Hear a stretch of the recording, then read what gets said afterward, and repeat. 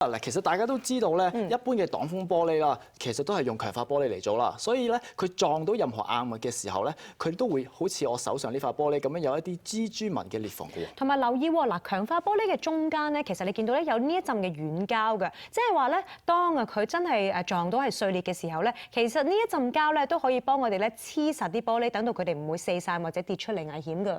係啊，但係今次呢一個意外咧，個擋風玻璃竟然咧有一個大窿出嚟喎，究竟有幾大個威力先會造成咁樣咧？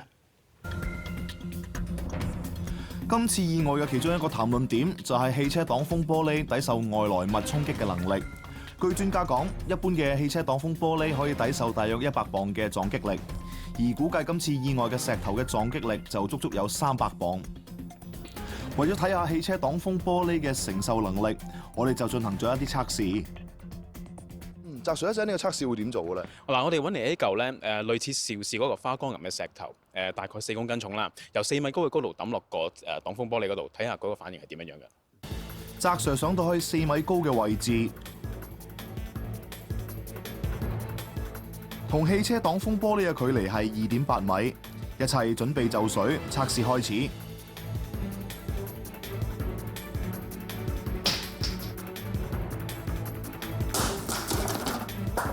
將磚頭拋落嚟，由磚頭下墜到擋風玻璃，只係用咗短短嘅0.7秒。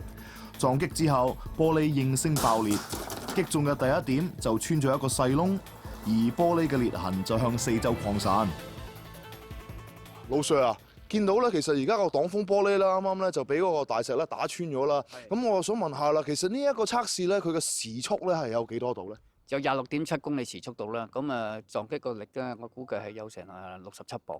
咁而家見到咧，其實佢打穿咧就未至於打穿晒喎。咁其實呢個亦都反映到個結果係點嘅咧？嗱，呢個叫做穿㗎啦，不過佢未入晒去咧，因為入邊嗰塊玻璃入嘅構造咧有塊膠紙喺度咧就托住咗，咁個窿就收細咗。相對於咧嗰架喐緊嘅車咧，同埋呢架靜止嘅車，其實最大個分別會喺邊一度咧？